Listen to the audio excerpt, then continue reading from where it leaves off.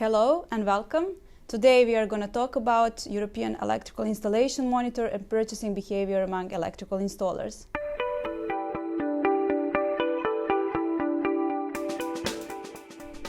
One of the most important elements of a successful marketing and communication strategy is understanding the buying behavior of your core target group.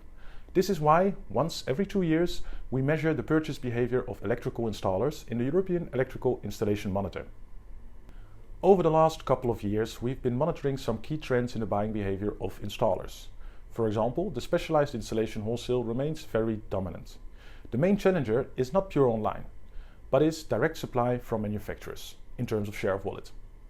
On a European level, the share of wallet for the specialized wholesaler is 75%, with more than 95% of all electrical installers using this channel. Direct supply from manufacturer has the second highest share of wallet with 9%, while pure online stores represent only 5% of the total share of wallet. There are, however, strong differences per country. The share of wallet for the specialized wholesaler is the highest in Poland, 80%. The UK installers spend more than installers from other countries through pure online stores, 7%, and direct supply from manufacturer is the highest in Germany, with 10% of the share of wallet.